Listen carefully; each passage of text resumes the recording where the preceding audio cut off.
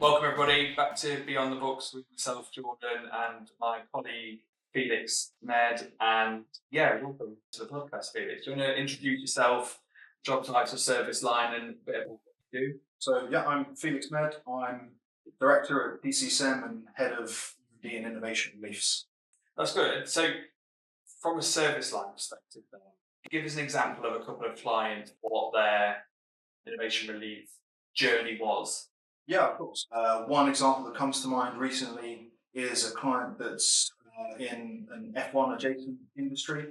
So, they're dealing with intermittently extremely busy periods, high volumes of manufacturing.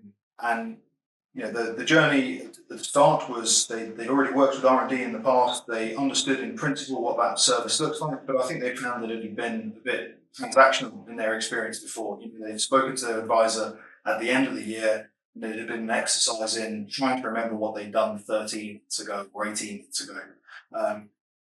One interaction at that point, quick flurry of work, and then it's a bit delivered. I think that led to a bit of a shake in their confidence that necessarily all of the activity was being captured.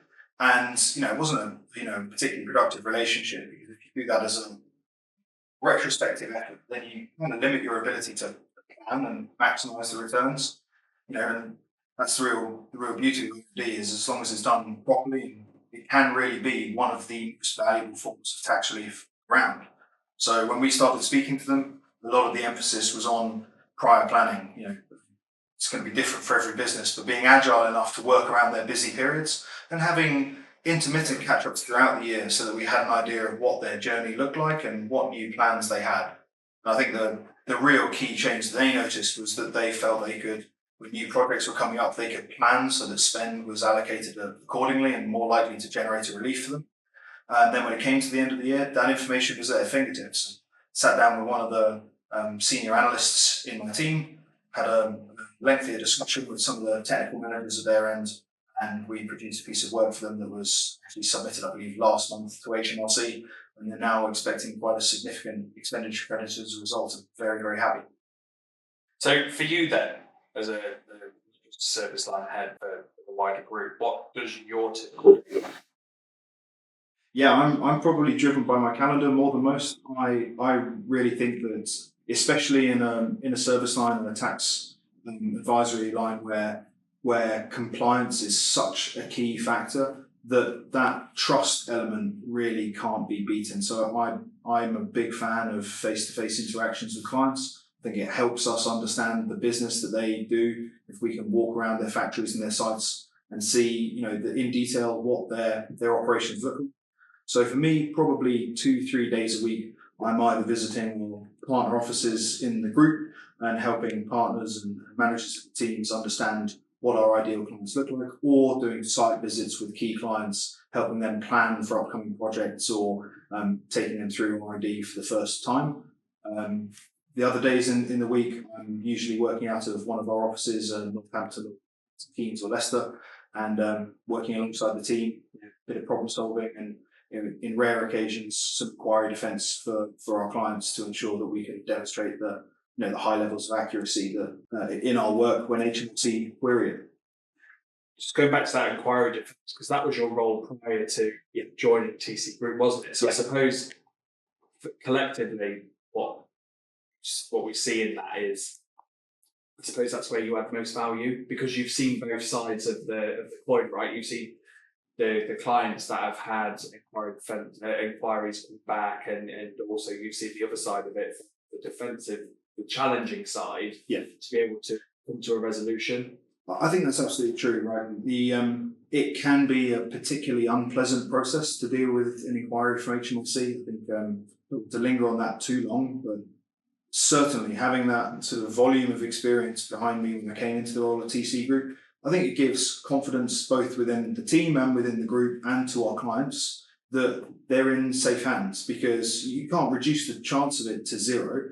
But what you can do is you can say, look, based on the experience of having defended a couple of hundred of them at this point in my career, we've seen a large enough sample size that we know generally how, not just the standards as they're written in the legislation, but how they're applied in practice.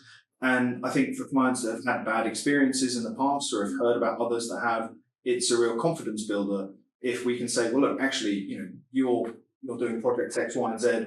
I've won inquiries based on the argument that this and this line of legislation applies to this industry, and we can then lead them as the competent professionals in their industry through a series of questions to establish whether or not they qualify. And that experience really does add value. Rarely now, but still having to do the actual inquiry defence itself also adds value. But as I discovered, also adds grey hair. So we try and make sure that they're as compliant and as As a team, then team of in the innovation relief team, is it 10, 12? Yeah, 10 people now, and that's probably going to continue to grow based on the forecast for the end of the year and the beginning of next. So, as a breakdown, what that looks like, there's myself heading up mainly on inquiry defence and new business and outreach to the group. We've got an operations manager and a tax manager in the team responsible for sort of monitoring the technical and financial delivery. 4 senior analysts as well who work closely with our clients to understand throughout the periods what activities they've been doing and putting together the technical reports on their behalf. A couple of project coordinators, so again, it's helping understand within our clients' busy schedules when it best works for us to slot in and complete their claims. And another specialist in our finance team who not only does R&D calculations, but also helps with some of the other creative reliefs that the team delivers. So with that then, I suppose one of our questions which we collectively ask is, what makes us as TC Group for now a service line offering for innovation? What makes us different to the market? Yeah, it's a great question. I mean, look, let's be honest. I'm obviously very proud of the sort of compliance focus that we bring and our record in defending the quality of our work. I think that's one separating factor, but practically speaking, most good advisors should be taking the same focus. So while that's one element, it's probably not entirely unique. I think the 2 other facets of that we're very proud of and I think separate us are, that forward planning element. A lot of providers still are focused on this kind of retrospective, what did you do 18 months ago mindset.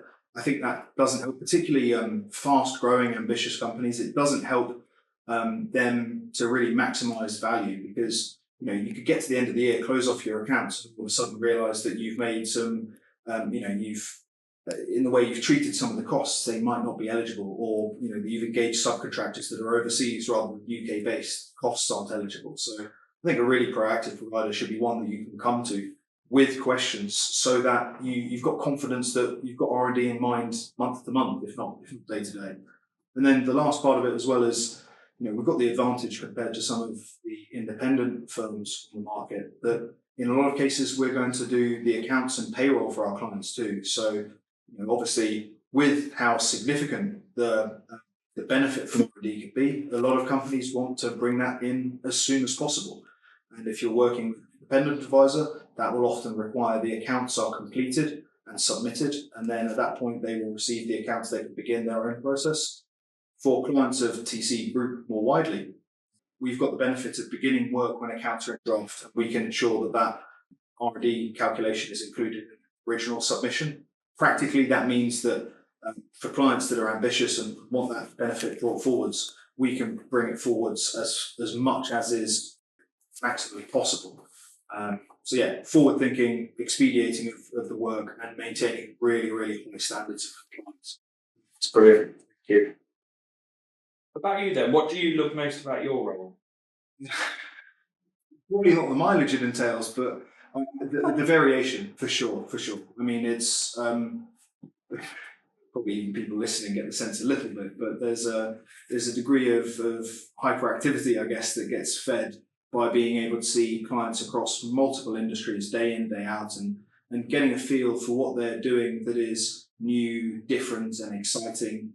When I first joined, I remember sometimes I'd find clients in a niche sector that would be working to solve problems that I hadn't even thought would have been problems in that industry. And you get this incredible insight. It leads me to be quite optimistic about our position nationally as a country, with all of these clients doing absolutely amazing work, and that's never really got old. It feels like every day we're speaking to a client that's solving some new and exciting problem, and it keeps it fresh day in, day out. And then for anyone else starting out in innovation relief, what would your advice be there? It's a good question as well.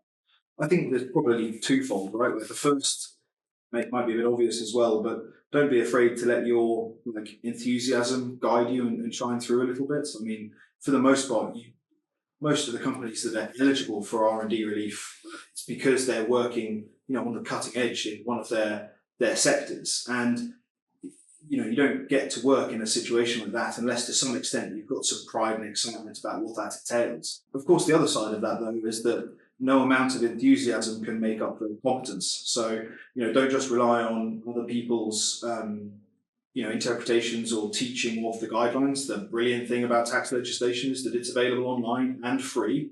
There's really no excuse for going in and reading it cover to cover. It's not exactly gripping, but, ultimately, when it comes to the inquiry defence side of the job, that's about applying the legislation as written in, who's got their interpretation of that legislation as nailed down as possible, and is able to explain how it applies in all these different contexts.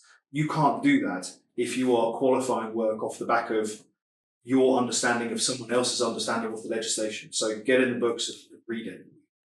No, that's perfect. Thank you for that, Felix. I think it's a good insight into the service line and the offering. I'm really pleased to sat down and able to share that information. Very much. Yeah, thank you.